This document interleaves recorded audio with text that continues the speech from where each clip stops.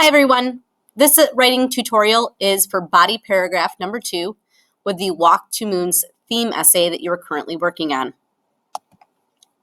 Just like the first body paragraph, we're going to follow the same general body paragraph format. You're going to start off with a claim. You're going to then have a supporting detail with a transition word. You will provide text evidence from the book Walk to Moons.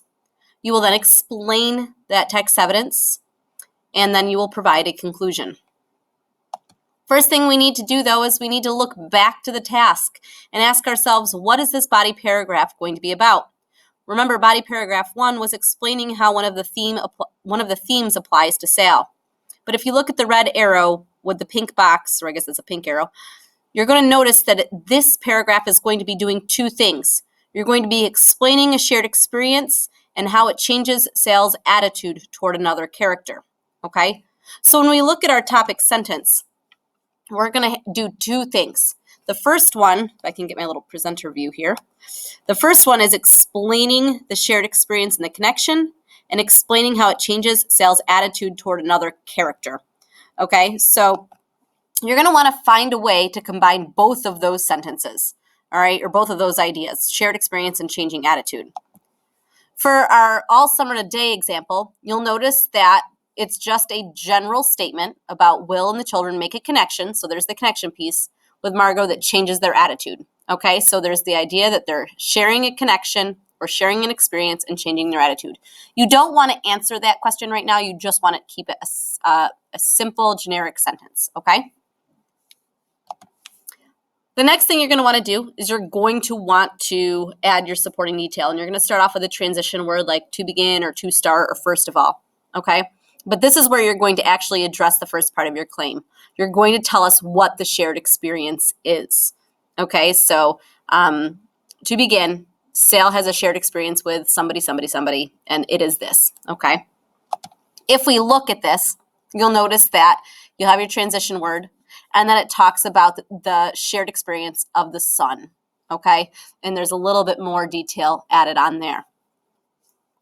Once you've talked about the shared experience, we need to go on to finding the examples from the text that showcase that shared experience. You need to find a direct quote from the book. And I would provide a page number, because if you look at this example, it says on lines, 186 to 191. We're not asking for lines with Walk to Moons. We're going to be asking for a page number. And you want to make sure that you're copying this text evidence verbatim from the book itself, meaning word for word, put quotes around it, and have that tagline that's in the box here. After you've provided text evidence, what you need to do is you need to explain how that detail supports the idea that it's a shared experience, okay? So you'll notice here you're going to start off with a tagline, this evidence shows, and then you're going to fully explain in more than one sentence. These blue sentences should not be one sentence, and you should be providing an inference of some sort, okay? Once you're done explaining this first piece of text evidence, you're going to actually follow this process all over again. However, you're changing from the shared experience to now, with this piece here, you're explaining how her attitude changed.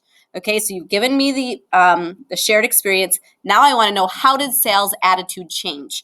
And it's either toward Margaret, toward her mother's leaving, or toward something else. You have to really look at what you planned out on that planner and see how her attitude changed.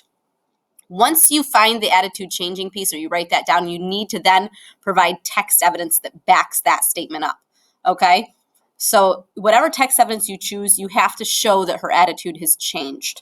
Okay, that's a big thing. You can't just randomly put down text evidence. You have to find one that supports the idea her attitude has changed. And then you need to fully explain that. Okay? And again, here you are. We're in this section now, the larger bold section, okay? That little box where it says they felt remorse should be over with consequently. I'm sorry about that. And then this evidence shows. You're going to want to make sure that you fully explain. And again, you're looking for more than one blue sentence. A lot of us just want to restate what was already said, but that's actually incorrect. We want you to fully elaborate on what's going on. You have to provide inferences, explain what's going on, how did she change, why did she change? Okay, you want to give us that full detail.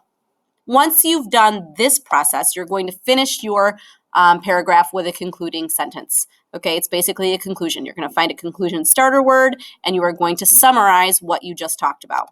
Okay? This one has a lot of nice language in it. As a result, the jubilation they experienced, they connected it back to the theme of where it's walking a mile in their shoes. If you're doing the agenda one, I would connect it to that theme somehow. Okay, and you want to make sure that the idea that this helped, their shared experience helped Sal change her opinion about something. Okay, when you're done, this is what it's going to look like. This is the completed task. You shouldn't have transition words. You should have taglines. You should have all of the colors with multiple blue sentences, not just one. Okay, and it should be roughly about 300 words. All right, I hope this has helped. Good luck. If you have any questions, please make sure to ask one of the teachers in the room.